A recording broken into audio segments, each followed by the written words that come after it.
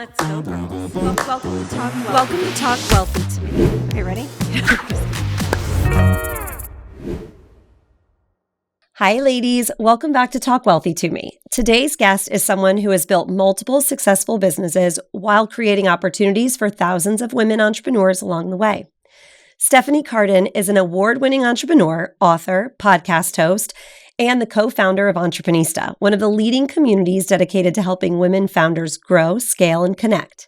She also co-founded SocialFly, an award-winning social media marketing agency recognized in the Inc. 5000 list, and has become a passionate advocate for helping women gain greater access to capital throughout their entrepreneurial journeys. What makes Stephanie's story especially powerful is her willingness to share the chapters that many people keep private. From navigating MS and infertility to a complicated pregnancy that was featured on the Today Show, she's shown that resilience isn't something you talk about after you've made it through. It's something you build while you're living it. Today, we're talking about building businesses that create freedom, the power of community, raising capital as a woman founder, and how to keep moving forward when life doesn't always go according to plan. Please help me welcome Stephanie Cartin. Okay, so I want to introduce you to somebody who has been in my sphere for a few years now and has become someone that I look up to because she's doing incredible things, and I'm going to let her tell you about them. But please welcome Steph to Talk Wealthy to Me. I'm so glad you're here. Thanks for having me, Michelle. I know we've been planning this for many months, so glad we finally made it happen. Me too. And you guys, Steph doesn't love to drive on freeways, and she had to tackle Orlando traffic. For any of you that aren't local, it's no joke around here. So I'm feeling so loved and appreciated, and I am so thankful. So as we dive into this, tell everybody who you are and what you do. Entrepreneurship is a media company, but most importantly, a membership community called the Entrepreneurship League for the most ambitious women founders and leaders. And we support our community with all of the resources that are needed to grow and scale a business, from visibility opportunities, business training, events, in-person and virtual, our awards program, and really all of the things that you need to grow your business, which truly are the relationships that you build. And all of that is happening inside of our community. Okay, and so I have been part of this community now for over 2 years, and I have to say it has just knocked my socks off, because when you're a founder and going through something, it's really hard. You know, we've all heard, oh, entrepreneurship is lonely, and then especially when you're a female, it really is that room. And it's, you know, some of the communities that are out there are small, very small. And what I love about Entreprenista is you guys are not small. You're big. And you know, we all see the Entreprenista 100 awards. And I mean, you're out there and visible. And I have to tell any of you listening that have seen it and not been curious, look into it further, because there really is something for everyone and someone for everyone that you should meet. And I think what you guys have built is huge. And I just said, you guys, that's a great segue to mention that you're doing this with a partner. And this is not the first business you've built together. So tell us a little bit about that. How did you and Courtney get here? Yeah, so Courtney and I are serial entrepreneuses, as we say. We started our first business over a decade ago. Actually, it was in 2011, initially on the side of our full-time job. So we became fast friends first. We actually met through a mutual friend who's also an entrepreneur, and we met out together in Miami one night. We became fast friends, and I had wanted to start a social media agency, so we became friends first and started taking on clients on the side, really just working nights and weekends, until we said, all right, if this is going to be an actual business, we have to go all in and do it or not do it at all. Yeah. So we did what any young 20-somethings do. We actually quit our corporate jobs. Yep. So on the same day, it was May 4th of 2012, and we never looked back, and we grew and scaled our marketing agency really organically. But a lot of the organic things that we did are what we now offer and share with everyone inside of our community. So the first thing we did was we got the advice through someone to join a networking group. And that first networking group that we joined, and this is now going back to 2012, led to many of our first clients. It led to countless speaking opportunities and press opportunities, but it was through the people in the group. And what we learned early on, which was the most important thing in business, is that the key to success in life and business is the community and the people that you surround yourselves with. Because what we found, Michelle, was that one thing really just led to the next. So we joined that group. We got invited through someone that needed a speaker at an event out in New Jersey. And was I qualified to be speaking at that event yet? Maybe, maybe not, but who cares? I put my hand up and I said, I can do it. And I went and I spoke about social media so early on. And I met a gentleman there his name is Joe, and he was an SEO expert. And he said, Stephanie, I need to introduce you to someone. She also owns a social media agency. And he said her name, Carrie. And I'm like, I know who she is, because there were not a lot of other agencies back then. And you know Carrie now as well through Entreprenista. Yeah. And we went and met with Carrie. She agreed to meet with us. And we were like, why? Courtney was like, why would she want to meet with us? We're like competitors. We're in the same business. And I was like, let's go meet with her and see. And maybe we can learn something.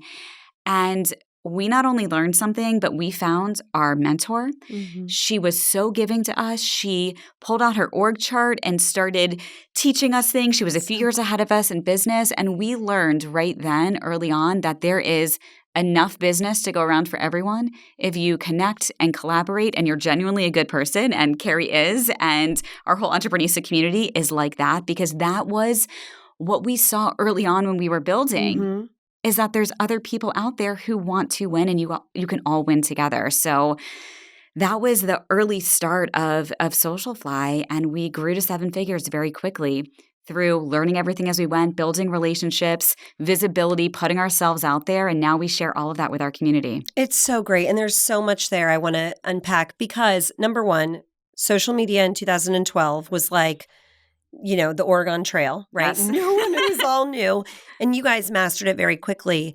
And I think it's so funny that you would even consider, is this going to be a real business? Because now I work with countless people. I know you do. Yes. That this is a massive industry and building huge careers with this social media, because it's not going anywhere, guys. It's not. But what I love that you talk about, and what I resonated so much when I met you all, is you really did just figure it out as you went.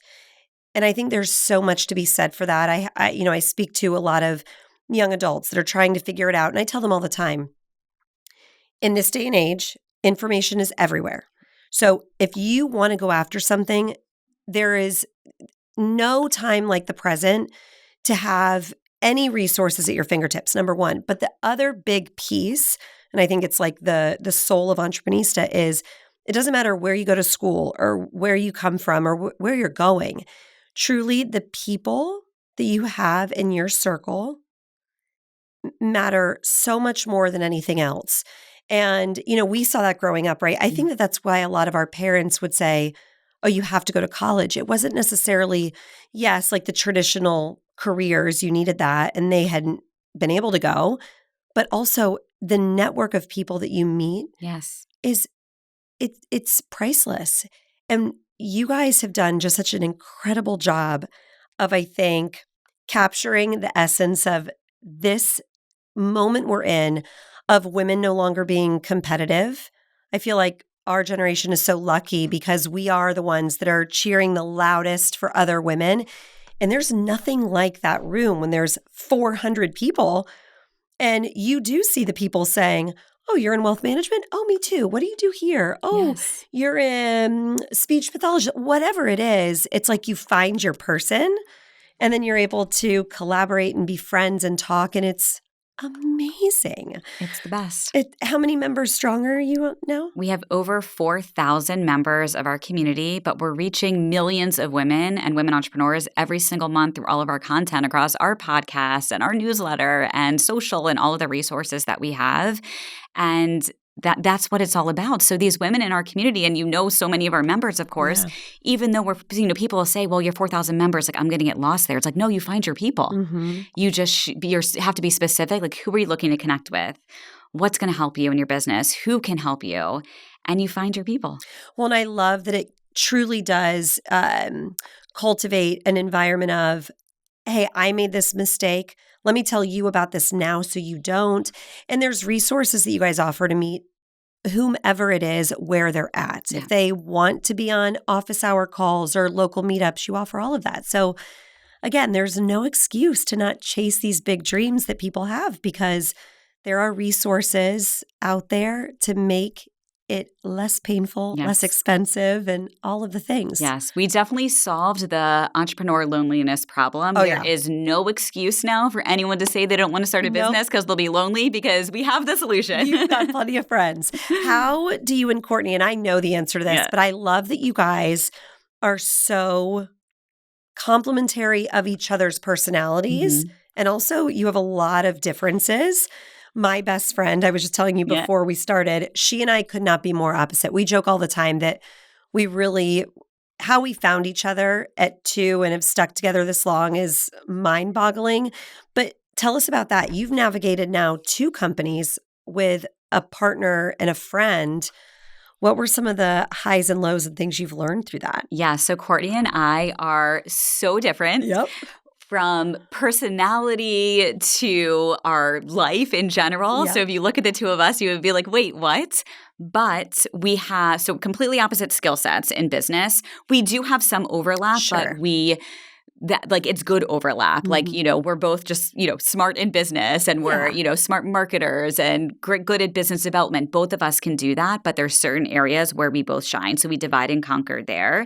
But where we are the same, and this is the most important advice I can share with all of your listeners who are listening to this right now, if you're thinking about going into business with someone, you must be vision aligned, mission aligned, and you have to have complete and absolute trust in each other. The 2 of us know that no matter what, we are so aligned with what we're building with Entreprenista. We might not always agree on the path to get there, but we'll have a conversation and figure out what is the best route to get there? What should we test and try? And we'll make sure we both get on board. Or if we're not on board, we're like, okay, let's do a small test of this and see if this could work, but we'll make sure that we both have buy-in. We would never do anything behind each other's back or do something that isn't right. We just have trust in each other. And if you don't have that, you will not have a solid business partnership. You must have that. I totally agree. And I know a lot of you that have been listening for a long time with me. I originally had a co-founder and her vision changed. She was one of my very dear friends, still is, but she retired early and went into chicken farming. And it's wild, but we had those conversations and I'll never forget, her saying to me, this is what I want to do. Holy cow. And the thought of doing it by myself felt like a big undertaking, but it's having those honest conversations at all times and being able to have each other's backs and trust, which brings me to something else.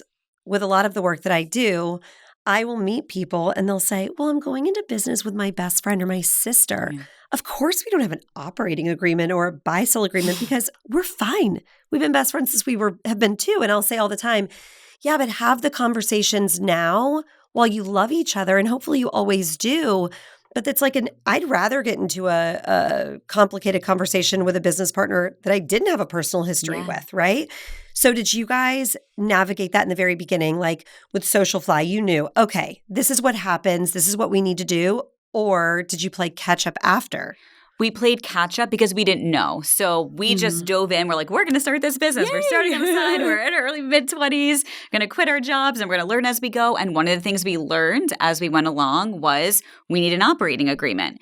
So I can't remember, Courtney would actually remember all the details. I can't remember if it was 1, 2, or 3 years in, Michelle, but some point in those first early years, we worked with our business attorney at the time, and he helped us create our operating agreement. And it's like, look, you have to take the time to create this, and let's hope we never even need to open this ever, but at least it's here. Because there are things that can happen outside of your control. It might not be that, okay, neither of us want to run the business anymore, or life circumstances change. It could be an emergency. God forbid something terrible happens. I was in the hospital for 11 weeks and spent 17 weeks on bed rest during our pregnancy. How do we navigate that? Did we have something in our operating agreement? How do we make it fair for both of us, right?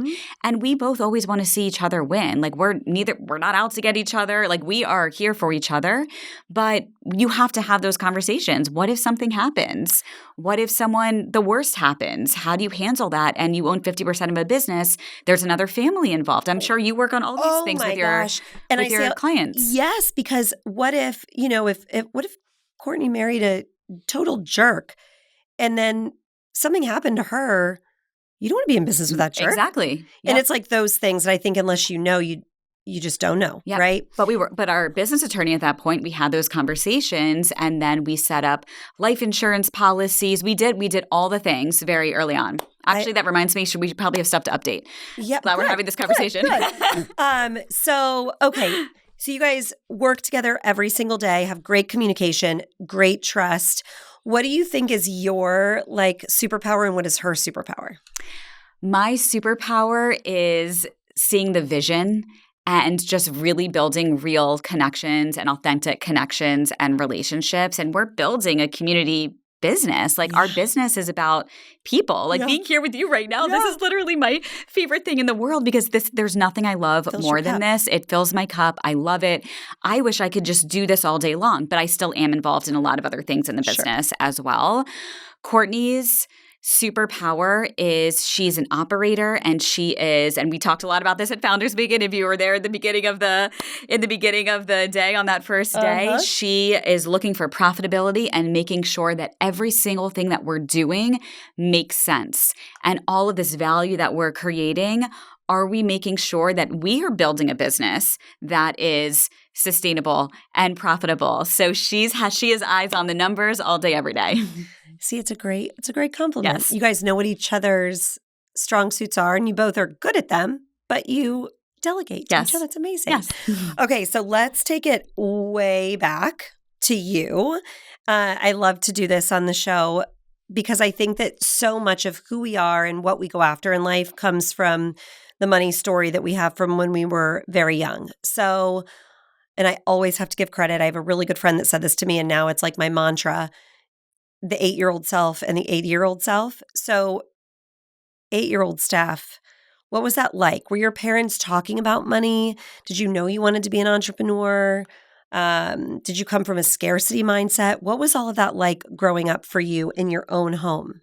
There was not really talk of money when I was growing up. I did get an allowance, and I remember going on family vacations, and I would, have a certain amount of money that I could spend on things.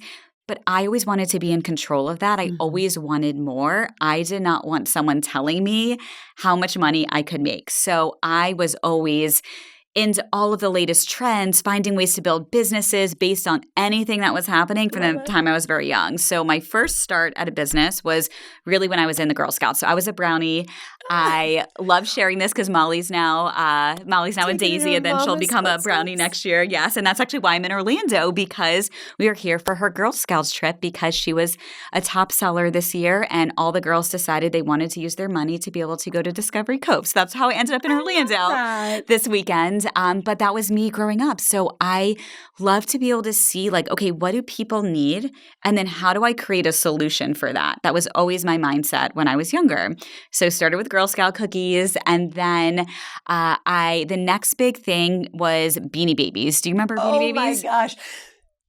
I do remember them. My mother-in-law still has a bunch. Sorry, Ma, if you're listening to this. And she won't let our kids take the tags off because she's blessed. She still thinks that she's going to sell them one day. And I'm like, well, maybe she will. Maybe. And at this point, I would say this. At this point, if she still has them with the tags on, I would actually keep them because she's like a Princess Diana one. Yes, you should keep that. Boy. You should keep that. I'll have a conversation. Let me talk to her. Have a conversation because my whole Beanie Baby collection disappeared at some point after I graduated from college because I wasn't allowed to sell all the last ones. And I don't know what happened to it. So clearly I'm still traumatized. We can talk about all the childhood, all of our childhood trauma, money trauma, all the things. So, but I started buying up Beanie Babies, and then do you remember those signs at the grocery store, you could tear off your phone number? Yes. So I would make those, and it was our home phone number. So then these moms would be calling me, and here I am at that point. I think I was in 7th grade, and I would be answering the phone, and these moms would come over and write me a $35 check for a Beanie Baby. And I saved up $300 to buy a bunk bed because I really wanted a bunk bed. Well, I wasn't allowed to get a bunk bed. But I saved up my own money to be able to buy a bunk bed by starting a Beanie Baby resale business. So I was always into all of the trends. I don't even remember Pogs. Do you remember Pogs? Of course, Got into Pogs, bought up all these Pogs, and then got a stand at a flea market to be able to resell the Pog. I mean, all the things, right? That was me as a child. And your parents obviously were supportive of it. Yes. It's so funny you say that. My son, he's 11. And so he's starting to get it. And sometimes when we'll get into the car, he'll say, oh, let's listen to the podcast, Mom. And he was hard selling me on getting him a 3D printer. And he gave me this whole plan of, but if you buy it for me for my birthday, then you and I are going to sit down and I'm going to sell these things and I'm going to buy my own stuff. And I mean, did you buy the printer? Yeah. And he does. He sells it. And it does like light up your soul a little bit to see that spirit in a child. Yes. It's great. And it needs to be like encouraged. Do you see that with Molly yet? I do. And she's watched me with Entreprenista, building this business, and she's always asking, is she an Entreprenista? Is she an Entreprenista? So I absolutely see it. And, when she first started in Girl Scouts the first year, so last year, she had to take the video to make her video to help sell cookies. And she was so nervous and, was not like coming out of her shell like she did this year. And I've just seen the progression of how her confidence has grown. And then one of our members who has Suzanne, I don't know if you met Suzanne, Young CEO Squad. Yes. So Suzanne was at Founders Weekend. And then we decided, okay, we're going to do something together with Young Entreprenistas. So she gave me one of the Young CEO Squad kits. Yeah. And Molly was like, I want to do this. So she's been out for the past few weekends. She sets up a table outside and now she's been like trying to find all the things to sell. I'm like, okay, she's got it. It's in her blood. It's in her blood. And I have to ask you, I say this all the time and I'm such a stickler on it with the Girl Scouts because the selling of the cookies, I think that let's not miss the message that's there and why it was started.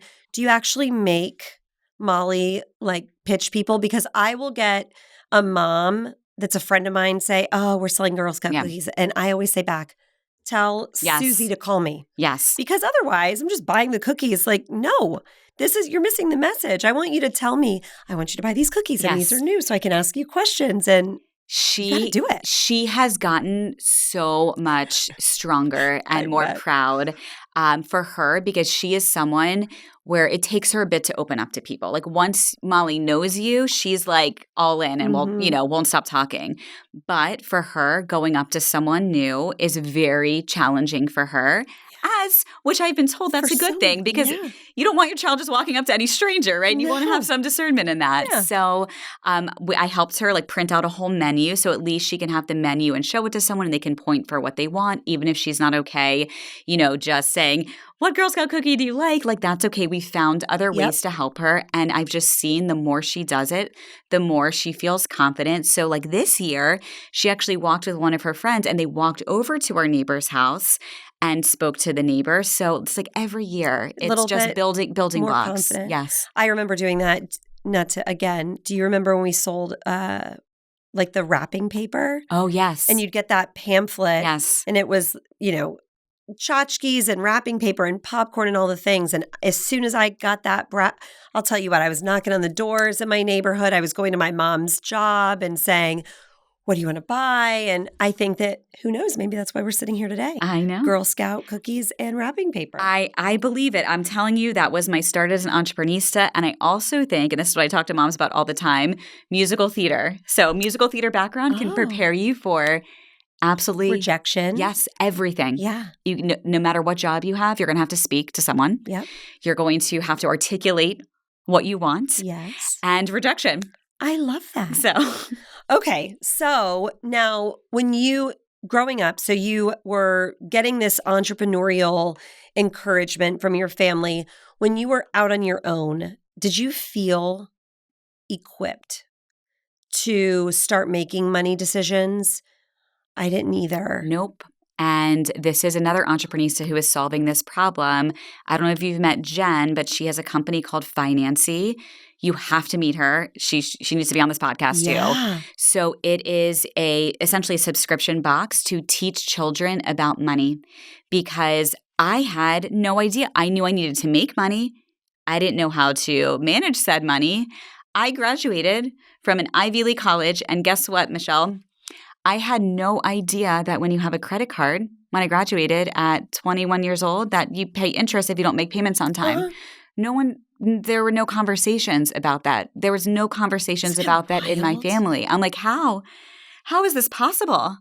I know it's terrifying and at the same time exciting because I think we're just doing so much better now. Yeah. But I say this all the time. I grew up, my mom was the one that was encouraging me, don't look for someone else to give you the life you want. Go out and get it. My parents were divorced. My dad was an entrepreneur. Both of them approached money very differently. They both did things really well, and neither of them told me anything. Mm-hmm. So I joke all the time on the show. I used to go and open up a credit card to get a free t-shirt in Gainesville because I didn't understand how it worked. Yes. And I think that conversations that are happening now, people that are starting companies like that, I just think that the good work is getting done. Yes. But it's terrifying because we launch these 18-year-olds out of the house. And for anyone listening who has a kiddo getting ready to go to college, don't assume that they know because a lot of times they don't. Yes. I mean, how do I budget? What are the things that I need to do? Like, it's crazy. I know. And I try so hard now because it is, look, with YouTube and social media, and these kids are seeing just marketing messages everywhere. Every day. So they just want things all of the time.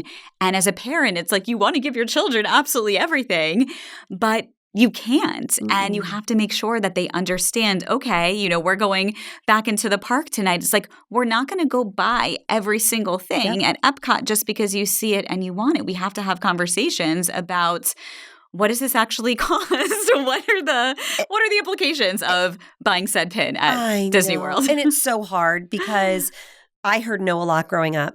So now I want to say yes. Yes, me too. And I have to gut check myself all the time to be like, okay, we don't need, no, we're not going to. And then my kids will say, why not? And I have to explain it. Just because you can doesn't mean you should. Yes. And it's ongoing work, I'll tell you. So you did, I'm assuming, made some mistakes with financially when you got out of school. What do you think was the one thing that you did really well when you were setting yourself up that like saved you or that just set you up for success? Well, before we started our businesses, I was in a sales role because I was able to see that I could create my own destiny and make as much money as possible because I did not ever want to be dependent on not being able to earn enough money to be able to afford to live, right? I didn't want to ever have to depend on someone else because I just felt like I needed to be able to take care of myself and not have to depend on other people or another person for my financial security. So I wanted to make as much money as possible. But, going back to I'm in my, early 20s, and you want to buy things and you want to spend on things. So I bought things that I probably should not have spent money on back then. Even now, right? Could I go out and buy really nice things? I could if I wanted to, but I have responsibilities and things that are important to save money for and take care of my family. And it's not easy. So one of the decisions I made early on, and it's why you have a business, was I got a financial advisor to help me. I'm like, look, this is not my world and my area of expertise. Here's what I'm really great at. You have a business because you're really great at what you do. I need to work with people who can complement the things that I am not great at, just like in my business partnership. I love that because it is true. And I always use the example of like bookkeeping, talking to entrepreneurs. So many times I feel like that's the first thing that they'll say, I can do it. And again, just because you can doesn't mean you should. Yes. You want to find people that are experts so that you can go out and be the expert that you are in whatever you do because that's just going to bring more money in. Yes. And a lot of times people are hesitant to add that expense to either their personal balance sheet or as a business owner. But when you break down what it's going to do for you over the long run, you're going to make more money, you're going to save time, reinvest that money, and reinvest that time in things, and it's going to just keep compounding. Yes. So that's great advice. I always share that you should look at and think about what is your hourly rate. So I'm going to make up numbers right now. Let's just say my hourly rate was $500 an hour. Yep.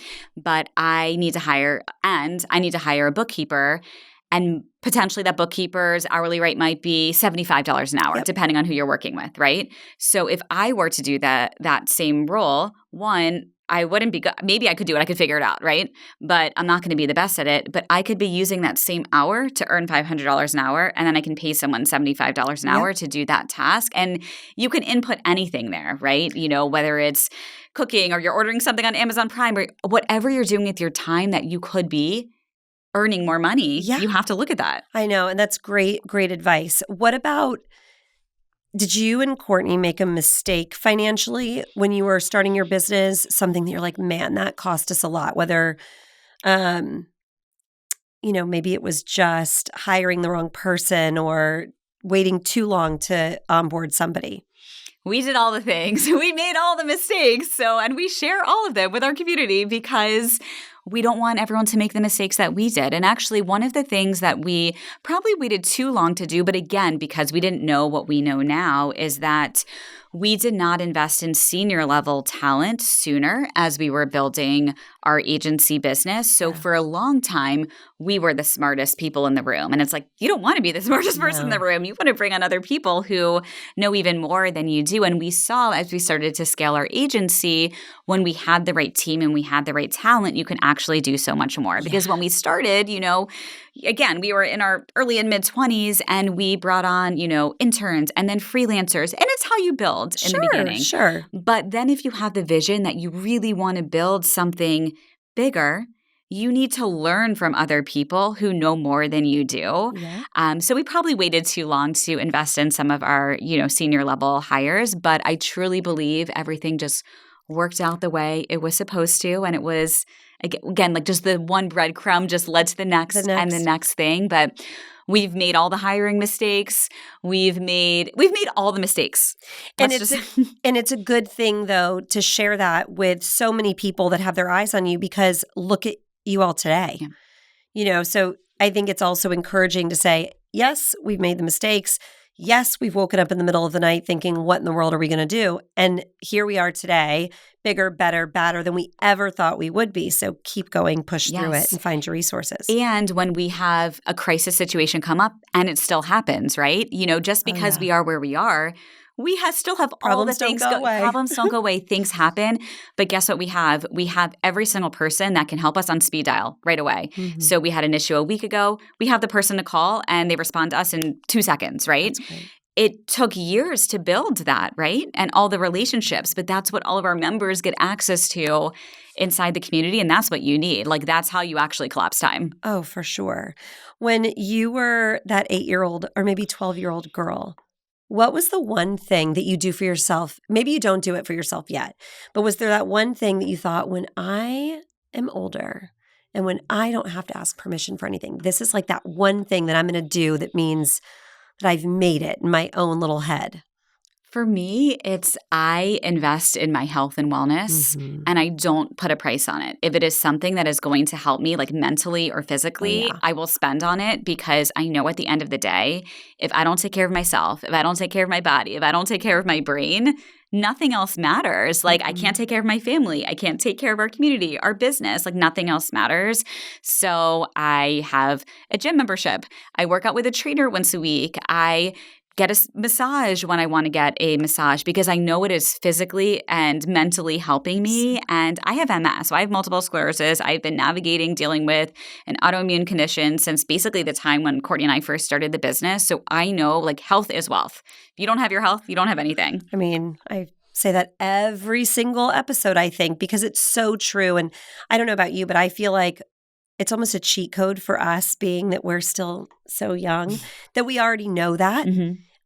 Because it is so true and it's worth it. And I just wrote an article in my newsletter about, how I felt like this, and obviously you have for a long time, but now the wealth class of people, the people that have disposable income, are looking at things like health and wellness and reinvesting there, because now it's a hot topic and a trend. And I'm glad to see it. Yes. Because it's true. Your health is your wealth. It's the most – without it, you've got nothing. Yes, you literally have nothing without it. It's the most important thing. And find the right resources to help you, and take the time to invest in your health, because your business is not going to survive if you don't feel well. Yes. And just a little trick of the trade, a lot of times if people have HSAs, Mm-hmm. so same thing, I go to like a functional medicine doctor or even like these Aura rings or Yes. any of these things. If you're funding an HSA, you can invest in your health in a tax-free manner. Yes. It's a good thing. So I love that. So 8-year-old, 12-year-old Steph is so proud of the fact that you're getting the massages and the things that you need and the things that keep you with a full cup. Yes, exactly. What are you hoping to make sure Molly learns from you with all of this, whether she's an entrepreneur or not, just financially? What do you think is the one thing that you hope she's getting and absorbing from the way you're living your life? I hope that she sees that anything and everything is possible when you believe in yourself and you surround yourself with other people that believe in you too. And that even if she doesn't have the answer to all of the questions, she can find someone to help her just by reaching out. That's the most important thing. I love that. And I know you touched on it briefly, but something else that you said going back to health and wealth that I think is so important is it's always unexpected for the most part, right? Health things come up and they're unexpected. And I think, you and I share another commonality where getting pregnant wasn't the easiest good old fashioned way where you just look at your husband and say, let's have a baby. And you do. Must be nice. Oh my gosh. I know when I was going through it, my friends would call me and they'd say, hey, and I could tell. I'm like, you decided to have a baby 2 weeks ago. Are you honestly telling me? But I love that happens. Yes. But I'm always like, oh my gosh, tell me all the good stories. That's all I want for people. I don't want anyone to have go through what we went through. But you thankfully made a lot of really good decisions that allowed you to invest in growing your family. Mm-hmm. And whether that's IVF or surrogacy or adoption, any of those things. And I say that because when people hear health is wealth, they think, okay, the immediate, right? But if someone's listening to this and they're 23 years old and they're healthy as can be, and they're thinking, well, what does that mean? So when I'm like 60, it also can mean just things that happen along the way because you don't ever want to be in a position where you're kept out of rooms that make you better or situations that you can accomplish something that you want because of money. And I think that you did a really good job, obviously, of setting yourself up. And you didn't know that that's what you were going to need to spend it on, but here we are. Same with me. And I am so thankful I didn't have to finance starting a family. And we didn't set out to do that. So don't hear health is wealth and feel like it means 100 years from now, because you just never know. Yeah, I'm still paying monthly payments for our frozen embryos right now. I mean, it's rent for the little frozen my little embies. babies that are my little frozen babies. Everything costs money, and it's about figuring out a plan. And I'm sure you work on this with your clients all the time, budgeting certain things for that emergency fund or that emergency health fund that you hope to never have to use. But you have it there, so then when these issues come up, you're not, scrambling or so upset that you don't have the money. But I will say, when we first started going through IVF and, even the costs of IVF were astronomical, right? Oh, yeah. I'm like, okay, yes, do we have money saved that I can use this for? But there's also other strategies. 0% credit card for 12 months. That is not free money for 12 months, but now my money can sit in the market and I can pay this off monthly so my money can still be earning money while I use a 0% credit card. So just little things like that. See why she's so smart? She's so good. But I learned these things. I didn't know this. Of course, and no one does. But that is the great, and I think that I love that you said that because so often we grow up thinking debt is bad, right? But if it is treated in a strategic way and you understand it, and for any of you guys, just to unpack that a little bit, let's say that interest rates are, I don't know, let's say that you could be in an index fund or even just like a high yield savings account making 4%, let's say. If you can borrow that money from a credit card at 0% for a year, allow your money to make 4%, and then you pay it off, but you have to be responsible to do it. But leverage, creating leverage is something I talk about with clients all the time because it's a tool that every single big name in our American history used to build that wealth. Yes. The Rockefellers, Vanderbilts, like all of these people, they leveraged it. And debt can be a great tool if you're responsible and you go into it understanding it. Do we want to talk a bit about that? Because I love this topic right now. Yes, let's do it. So Courtney and I have taken out basically every type of loan and business loan, from credit cards. We've taken out an SBA loan. When we were starting Entreprenista and started building traction in Entreprenista and wanted to reinvest in the business, we used a Stripe loan, right? Yep. So again, don't be irresponsible taking out loans. Make sure that you know what you're doing, or work with someone who can advise you and make sure that it makes sense. But there's really good debt out there if you're using it, like you said, to grow and have leverage. And I feel like as women, so many of us are scared and again, have these, we grew up, debt is bad. Credit card debt is bad. You don't want credit card debt. Of course, you don't want credit card debt if you're going out and buying I would say handbag, but Courtney reminds me some handbags are I know. Those Birkins, they appreciate better than anything else. A table, right? A table that you might not need, right? Don't go into debt for a table that's not going to make you money. Right. But it can make sense to take out a business loan if you're using that to be able to grow. Absolutely. And understanding interest rates and truly how they work. And, everybody is so obsessed. And I think it's the older generation will say, well, I want to pay off my house. And it's like, why? Yeah. Why? You can take, and again, making up numbers. If my dad used to say this all the time to me, well, I just want to pay off all of my mortgages because he had rental properties. And I'd say, Dad, your interest rate is like 2.5%. You can take that same money and invest it and make 10. And it's a tax write-off to have the mortgage interest. Like, why? Because it's that mentality of debt is bad. And again, nobody has a playbook, but it's changing the conversations, having these conversations with people that are ahead of you, people that are peers. If you learn something, talk about it at happy hour. I hone in on the happy hour stuff all the time because when women get together, we tend to lean on the things that we all lean on, like our kids and our spouses and our jobs, but what we're watching, what we're reading. But if you get a raise, say to your friend, hey, okay, so I'm not investing yet here. What are you guys doing? And this conversation is a perfect example because maybe the way that they were raised with inside of a household where debt was terrible and they're Dave Ramsey people or whatever it is, to say, well, there is another way and I'm doing it. Let me tell you, doesn't mean you have to, but at least knowledge is power. Yes, it's the most important thing. I love that. Debt and leverage are so good. And you guys, to oversimplify it again, just for a quick second, there's no tax when you take out debt. And it's income that then is gunpowder to go do something with. And like Steph said, if it's growing your business and then you're paying it back, it's perfect. Yeah. Well, as we wrap things up here, because I know you and I both said that we could go on for hours, which we could. Our 3-hour recording. I know, but for all of you that aren't on a 3-hour car ride, what's next for you in Entreprenista? Well, we are planning our next big Entreprenista Founders Weekend. So you'll be the first to know, Michelle, when we release the official dates. We're working on the contract right now, so I can't give all the details until it is signed, but it is happening. We are doing our Founders Weekend retreat again in 2027.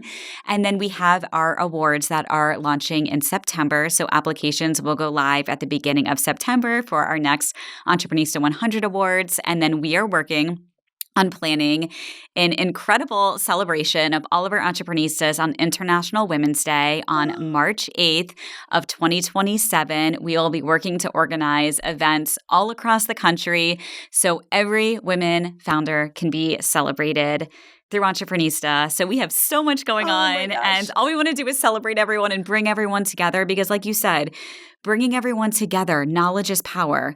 When we can all be getting together and sharing and connecting and collaborating, we can all win. Like there's so much opportunity to go around.